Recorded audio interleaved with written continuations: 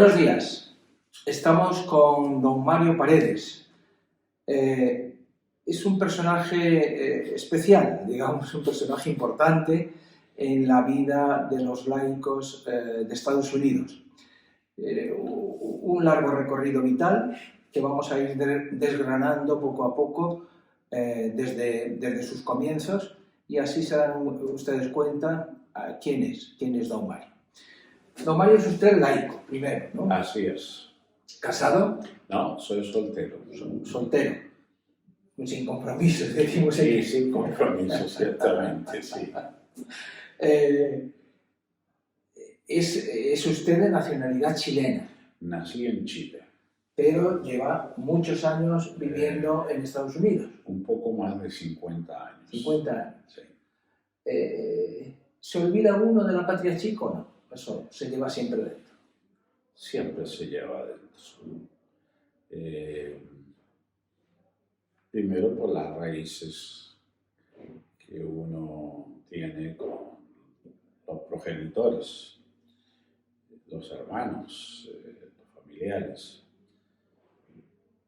En 50 años uno de alguna manera los va perdiendo. ¿Siguen en Chile la familia? Todos han fallecido. ¿Todos? Todos, con excepción de los hijos de 2 hermanos. Y nada más.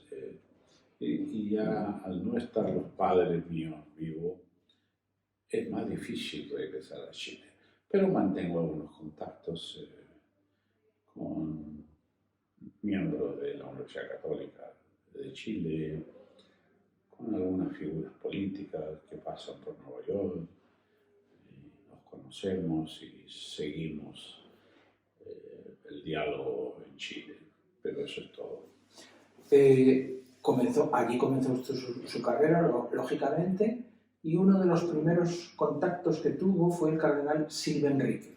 Sí, bueno, el cardenal Silva estuvo relacionado, emparentado con mi madre, y a través de él pues yo pude conocer más de cerca la iglesia. Mi padre era de ascendencia judía, sefardita. Mi madre católica. ¿Sefardita español? Sí, sefardita español, sí. Mi madre católica. Y el cardenal siempre se mostró muy cariñoso conmigo, y estando en Estados Unidos, él siempre venía a visitarme. Varias veces se quedó en mi casa, otras se quedaba en la casa provincial de los Salesianos en Nueva York. Pero a lo largo de todos los años, hasta que se retiró y falleció, pues mantuvimos relaciones muy estrechas. Yo tuve la suerte de entrevistarlo una vez en Madrid, precisamente, que de paso a Roma, y me pareció una excelente persona y un gran hombre de iglesia, ¿no? Lo fue, y lo recordamos con cariño y admiración, porque le tocó un laboratorio político, el periodo de su arzobispado. Estuvo a un gobierno de extrema derecha que fue Jorge Alessandri, un gobierno demócrata cristiano que fue Eduardo Frei, y después vino el gobierno socialista de Salvador Allende, después vino la dictadura de Pinochet. Así que un verdadero laboratorio político donde él tuvo que manejar las cosas con mucho equilibrio, pero a la vez con mucha veracidad. Parece que ni en Chile ni en España hay autoridades morales como las de aquella época. Nosotros tuvimos al cardenal Tarancón en la época de la transición, ustedes tuvieron a Silva. ¿Cómo está la jerarquía católica chilena? No sabría decirle, porque no conozco a los obispos chilenos más. Al que más cerca me siento es al arzobispo de Concepción, en Chile, Chomalí. al arzobispo Chomalí. Casualmente, hace un mes estuvimos invitándolo a República Dominicana, donde dio una serie de conferencias sobre bioética. Fuera de él, realmente no conozco a los otros obispos, ni al cardenal de Santiago tampoco. Sin embargo, yo pienso que la jerarquía chilena, a partir de los escándalos que se producen con el destape del fenómeno Padre Caradima, la jerarquía pues sufrió un gran bajón y seguramente hay muchas explicaciones, ¿no? La vergüenza, el esperar que Roma actuara sin saber bien todos los detalles, los pormenores, los nuncios que nunca uno sabe si están haciendo su trabajo o no, y enfrentando las situaciones como deberían enfrentarse. En fin, hay muchas razones por las cuales el episcopado chileno realmente se ha desinflado, en mi opinión. Está surgiendo una nueva generación de obispos a partir del encuentro que tuvieron con el Papa, la renuncia del episcopado chileno. El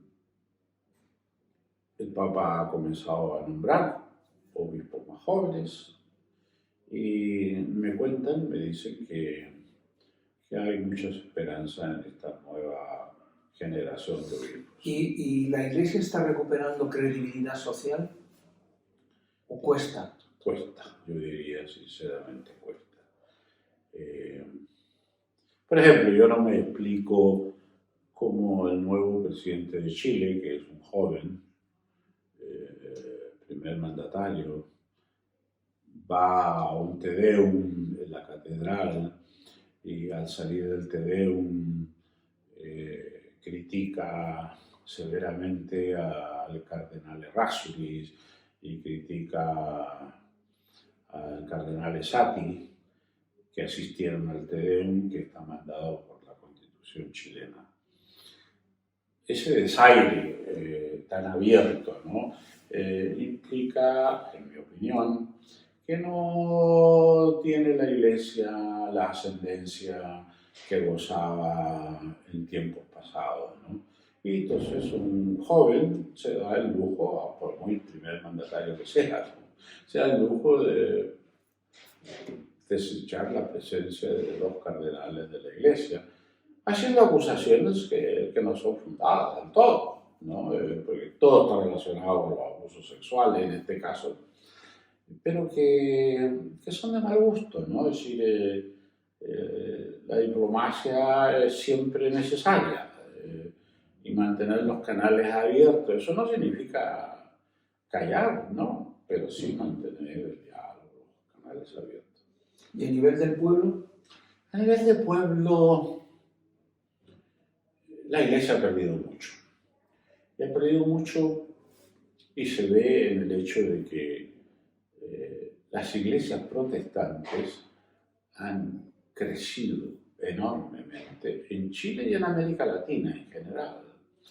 Es porque la Iglesia ha creado unos vacíos enormes en el mundo de la pastoral. Y eso pues es preocupante. A eso le agrega a usted la crisis de vocaciones. Hay muy pocas vocaciones. Los escándalos sexuales que continúan apareciendo y donde los obispos, el contexto del continente todavía no han asumido con decisión y voluntad política de enfrentar esta situación tan engorrosa. Pues los protestantes han ganado espacio, se han multiplicado mucho, tienen más autoridad política en estos momentos. Es un nuevo fenómeno que está viviendo el continente, ¿no? Si Chile en algún momento tuvo 95% de catolicismo en términos genéricos, por decirlo, hoy en día seguramente si estaremos en el 60 o 50%, esa es la realidad, pero no es Honduras, Brasil, el Perú. Ya hemos tenido presidentes de origen de iglesias cristianas en varios países. Eso muestra claramente de la caída de la iglesia en América Latina. Eso también responde a varios fenómenos, ¿no? Es decir, la iglesia en los años 80 y 90 adquirió un gran activismo político y eso pues a mucha gente también le asustó y entonces prefirieron irse a iglesias donde el culto es eminentemente piadoso, religioso y no es activismo. Sí, el activismo de la teología de la liberación hizo que la gente... Sí, eso no se puede negar. Con todos los méritos que pueda tener la teología de la liberación, también creo hizo daño, ciertamente, ¿no? En la feligresía. No todo el mundo estaba preparado intelectualmente para asumir las categorías que postulaba la teología de la liberación, ¿no? Así que todos estos factores. Ahora, yo creo que el giro que se está dando en el mundo y en concreto en América Latina, eventualmente van a resultar en ser muy favorables. La gente se va a dar cuenta de entender lo que el Papa Francisco dice, que estamos en una época, ¿no es cierto?, donde el mundo cambió. No es una época de cambio, es un cambio de época. Y por lo tanto hay nuevas realidades que la Iglesia está llamada a enfrentar. Yo creo que el Papa tiene mucha razón cuando habla en ese tono. ¿Y usted cree que el Papa va a conseguir, el Papa Francisco está consiguiendo esa vuelta? Hay quien dice todo lo contrario, hay quien dice que lo que está es echando a los católicos más piadosos. Es difícil medir eso, ¿no? Es difícil. Sin lugar a duda, que tengo la oportunidad de viajar mucho, veo que el Papa goza de mucha credibilidad en el mundo secular. Y en sectores de la Iglesia, por supuesto, pero hay otros sectores que son muy críticos del Papa, ¿no? Lo ven demasiado activista, lo ven demasiado radical, lo ven politizado, pero yo creo que es el precio que el Papa tiene que pagar por transformarse en un pastor universal que está llamando, ¿no es cierto?, a la solidaridad, la convivencia, que está llamando a humanizar los conflictos que tenemos en el mundo, etc. Esos ataques están viniendo sobre todo, quizás de la jerarquía, de parte de alguna jerarquía católica norteamericana, la que usted conoce muy bien, ¿no? Sí, hay un sector de nuestros obispos que no se sienten cómodos con el Santo Padre, eso es evidente, ¿no? Así todo, pienso que son lo suficientemente prudentes para no hacer alarde, pero sí sabemos que son personas que la figura del Papa no les cae bien, ¿no? Y aquí sí que es problemático, porque al final la pregunta es, ¿quién es el Papa para los católicos?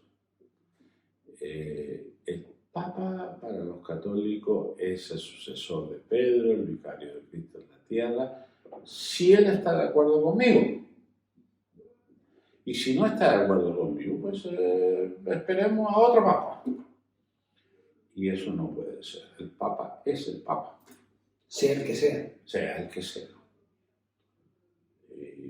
Es un acto de fe del católico en aceptar que nuestra constitución y organización comunitaria de la Iglesia, pues él es la cabeza de la Iglesia y por eso lo respetamos. Algunos jerarcas allí y aquí y en todas partes no respetan no solo al Papa, sino las reformas que está exigiendo, que está pidiendo. ¿Por qué les cuesta tanto desembarcar de ese clericalismo al que el Papa alude constantemente y que, al menos en Occidente, está muy mal visto. Es decir, yo creo que la respuesta está en el hecho que él está apuntando desde los tiempos de Aparecida, que estamos en un cambio de época y que entonces pues hay que ponerse a la altura. Y muchos de los miembros de la jerarquía son una generación que no se ha actualizado, ¿no? No acaban de entender bien hacia dónde va el Papa, ni por dónde van las corrientes actuales del pensamiento. Entonces se han quedado atrás, ¿no? Y ellos piensan que tienen que mantener el fuerte de lo que ellos conocieron y de lo que ellos siempre abogaron, ¿no? siempre se hizo así, que dice. Así es, siempre se hizo así. Así es. Ha pasado usted muchos años de su vida, como nos acaba de decir, en Estados Unidos. Ha sido asesor en la conferencia episcopal durante muchos años también. ¿Eran otras épocas? Ciertamente eran otras épocas y teníamos grandes líderes en el episcopado americano, el cardenal Bernardín de Chicago, el cardenal Hickey de Washington, el cardenal John O'Connor de Nueva York, con quien yo trabajé muy cercanamente, y con todos ellos, el cardenal Medeiros en Boston. Después está en Filadelfia el cardenal de Vilacqua, que vino, era un experto en temas migratorios y trabajó mucho para la reforma migratoria de los Estados Unidos. Es decir, eran hombres que estaban muy comprometidos con una visión eclesial muy clara de que el catolicismo estaba consolidándose en los Estados Unidos y había que dar la cara. Y así fue, hicieron un gran papel, jugaron un rol destacadísimo en las conversaciones sobre temas de política pública, ya sea contra el armamento nuclear, ya sea con los temas de la pobreza o los temas de los derechos civiles, en fin, en las distintas gamas del quehacer de una sociedad como la nuestra, que es muy compleja. Los obispos realmente jugaron un gran papel. ¿Usted era asesor en algún tema específico? Bueno, fui miembro de la Comisión de Justicia y Paz bajo la presidencia del cardenal John O'Connor. También pues, era el director de todo el Ministerio Hispano en el nordeste de los Estados Unidos, que involucraba 36 diócesis en todo el nordeste y que me pidieron organizar la actividad pastoral hacia los inmigrantes hispanos que estaban llegando en grandes números. Esos inmigrantes han llegado en un número considerable.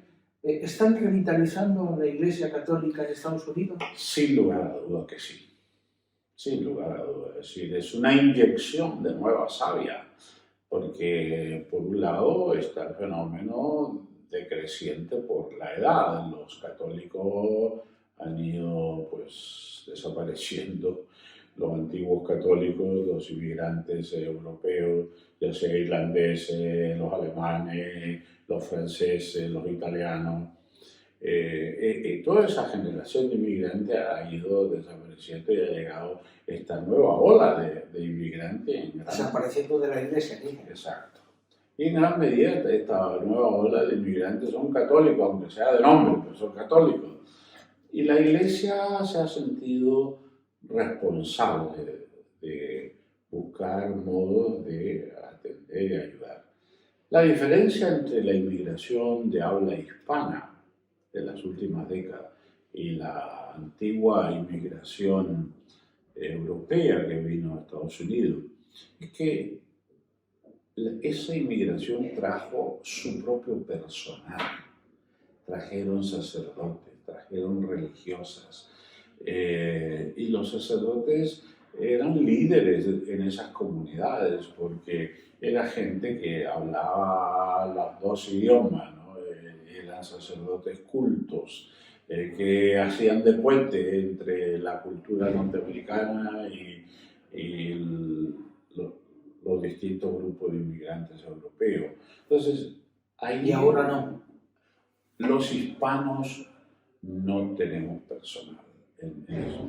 O sea, el personal El clero se quedó. hispano, sí, porque No vino con... es muy poco el clero hispano que ha podido emigrar. Una, porque las leyes no lo permiten en muchos casos. Y dos, pues América Latina también tiene una crisis vocacional, ¿no? Entonces, que no es fácil exportar curas.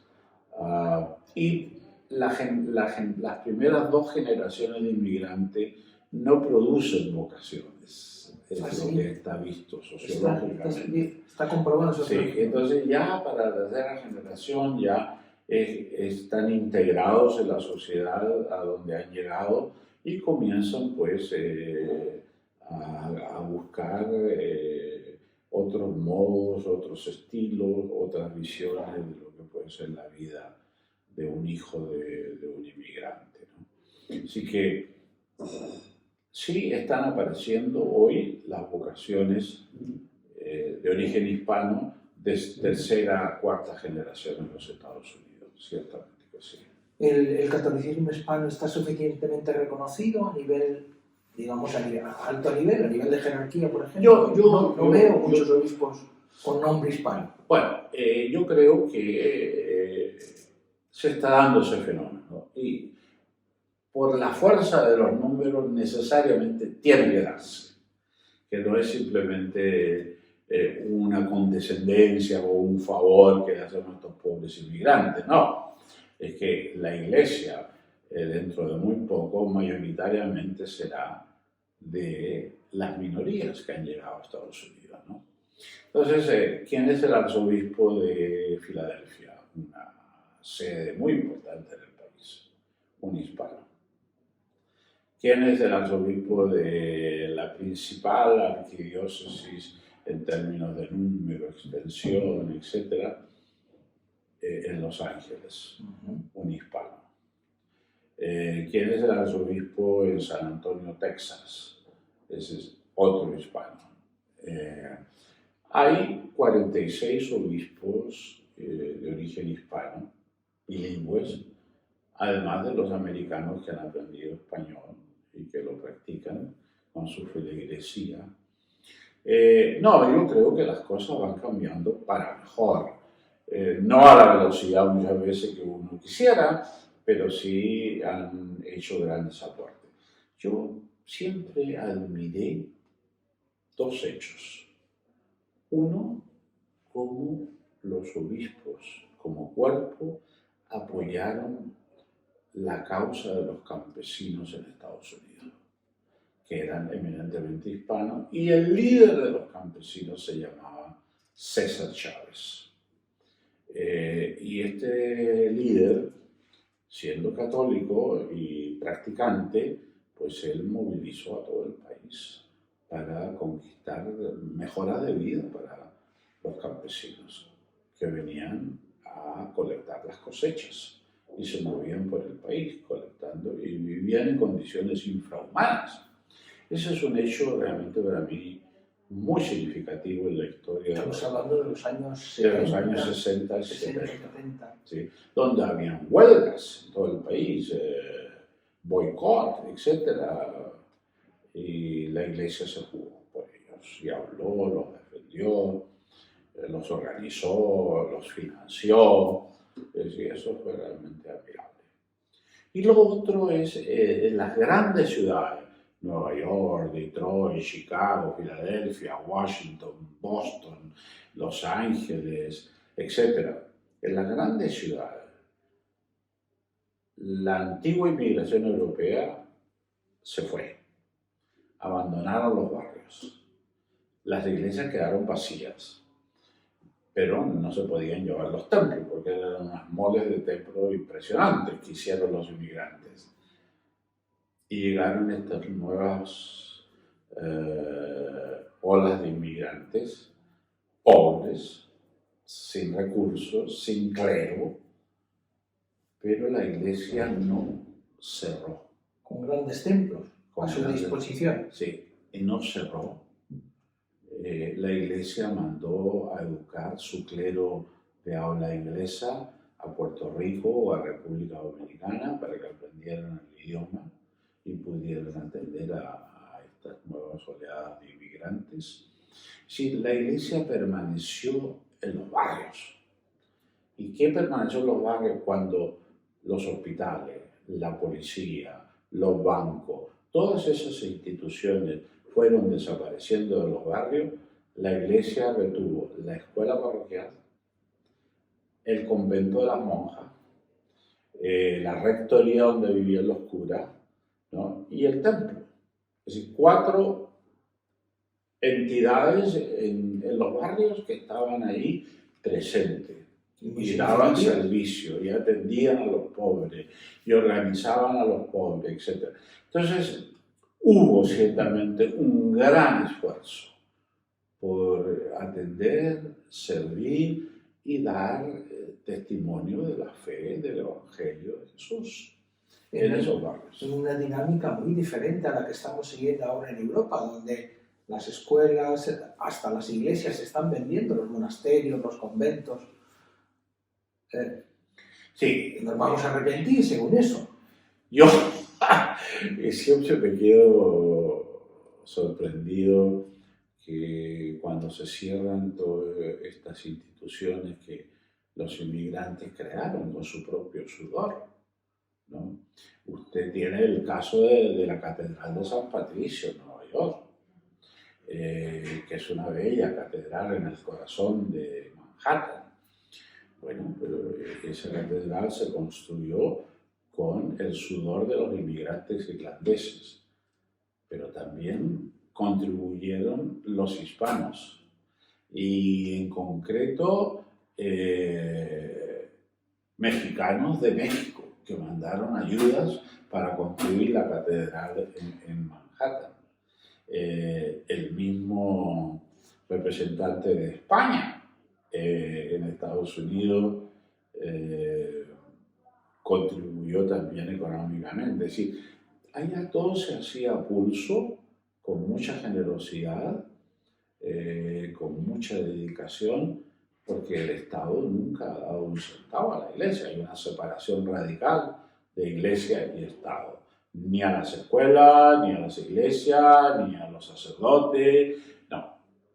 Y sin embargo, hoy en día el mundo ha cambiado tanto y la actitud frente a los inmigrantes que es preocupante, porque la actitud es como si aceptamos más inmigrantes es un peligro para la sociedad porque nos van a quitar espacio, ¿no? Y nos van a quitar derechos.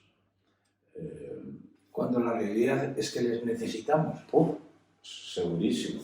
Nadie está haciendo, por la edad, por las limitaciones físicas que vamos adquiriendo los que entramos en edad, nadie está haciendo las limpiezas, los hoteles, la basura, la plomería, etcétera, etcétera. El cuidado de nuestros mayores. El cuidado de nuestros mayores, en fin, no es fácil. Hablemos de hospitales. Últimamente es usted ahora mismo presidente o director general de Somos Community Care. Correcto. ¿Qué es eso? La corporación que yo dirijo es una corporación que asocia a los médicos primarios de la ciudad de Nueva York que son independientes. No pertenecen... Primarios quiere decir de atención primaria. Atención primaria, correcto. Y son médicos que se han hecho por sí solos, se graduaron, sacaron sus títulos o sus reválidas, porque inmigraron de Rusia, de República Dominicana, de Puerto Rico, de Cuba, de donde sea, y entonces comenzaron a ejercer y a practicar la medicina por su cuenta en pequeñas clínicas o prácticas. Bueno, pues hemos reunido más de 2.500 médicos de atención primaria. Y lo que hacemos es proveerles a ellos recursos, tanto en el plano del entrenamiento, de la actualización, de la educación continua, y a la vez abogamos para que las compañías de seguro hagan justicia al servicio que los médicos primarios están dando en los barrios pobres. O sea, que ustedes les contratan a esos médicos. Sí, no les contratamos, pero sí los asociamos a nuestra organización para defenderles de las empresas de seguro. También para representarlos ante las instituciones gubernamentales, ¿no? Y a la vez buscamos recursos financieros para poder ayudar a agilizar la modernización del servicio médico primario en los barrios pobres. Esto implica pues poner al día todos los archivos, los récords de los pacientes y irlos digitando y coordinando. Entonces, apoyamos enormemente a los médicos. Y un gran número de ellos, es importante decirlo, ¿no?, son de origen hispano. De los 2.500, más de 1.500 son de origen hispano. Los otros son de otros países que se han unido a nosotros, Rusia, de África, etcétera, ¿no?, que participan y se benefician. Y después nosotros hemos creado una metodología que es romper la práctica de pagar por la consulta. No creemos que ese sea el mejor método. Lo que proponemos nosotros es darle al médico incentivos por mejorar la salud de un paciente. Y para eso usamos el sistema electrónico, ¿no es cierto?, que nos va informando cómo un médico va siguiendo la salud de un paciente y cómo va mejorando esa salud. O sea, por resultados. Por resultados. Entonces, en la medida en que usted muestra que hay una mejora, nosotros le damos incentivos financieros a usted, económicos. ¿Y los médicos siguen trabajando en sus... Son dueños de sus prácticas. En sus espacios? Son dueños... Porque ustedes no tienen hospitales. No, y no es que estemos en contra de los hospitales, pero es que la idea es que ahorremos el máximo de dinero de los impuestos que paga todo ciudadano para realmente invertirlo en otros aspectos del mundo de la salud, ¿no? Y eso nos ha permitido destacarnos mucho en todo el país, porque somos la excepción. Nosotros no queremos que la gente se hospitalice innecesariamente, que es lo que se hace. Ni tampoco queremos que los pacientes vayan a las salas de emergencia, porque el médico del barrio le va a dar a usted lo que va a buscar en la sala de emergencia de un hospital, ¿no?, cobrándole $5. Claro. Pero la sala de emergencia, por solo pisar la sala de emergencia, le cobra $1.000. Claro. Que lo pague el gobierno. Lo que llamábamos aquí médico de familia. El médico cercano, Sí. que estaba en los barrios, en los pueblos. Sí. ¿Están extendidos por todo Estados Unidos o todavía? Pues, el mandato que tenemos actualmente es solo la ciudad de Nueva York por el estado de Nueva York, que es quienes nos han dado el reconocimiento y nos apoyan para que comencemos a expandir este servicio a otros estados del país. Y también estamos explorando llevarlo a otros países también. En Latinoamérica, me Sí. imagino. Sí. Vamos terminando, si le parece. ¿Cómo ve Latinoamérica? ¿Cómo ve la patria grande? Usted que como el Papa Francisco, me imagino que también sueña con esa patria grande. Pues sí, ¿Es posible? yo creo que sí. Estuvimos en los años 60 muy cerca de poder lograr la integración latinoamericana. Hubieron figuras políticas en distintos países, en Chile, Eduardo Frei, en Brasil, en Colombia, el mismo Venezuela. Hubieron presidentes y partidos políticos que realmente entraron en la dinámica de visualizar la Unión Latinoamericana, que ya 200 años atrás, 150 años atrás, nuestros padres fundadores de nuestras patrias soñaron, como lo hizo Bolívar, como lo hizo San Martín, como lo hizo Martí. Ellos soñaron y abogaron por esa patria grande, ¿no? Pero está el factor humano que siempre es muy complejo. Los egoísmos, las pequeñeces humanas, y después también los factores externos, ¿no? Los imperios que quieren evitar, ¿no es cierto?, que un continente tenga una fuerza propia. Por ello, yo creo que eventualmente, con esta nueva generación de políticos que está surgiendo en el continente, con gente joven, con gente que ha pasado por las academias y que se han actualizado en el devenir histórico, porque han pasado y han visto que todos los esfuerzos anteriores han fracasado, que tenemos que buscar otros modos de poder hacerlo. A todo esto hay que agregar el hecho que Estados Unidos está en decadencia, está en crisis y ha abandonado a América Latina. Estados Unidos se ha centrado en la otra parte del mundo y ha descuidado a América Latina terriblemente. Y eso es un grave error, porque si hay un socio comercial importante para Estados Unidos, podría ser nuestro continente. Y ellos no le han puesto la debida atención.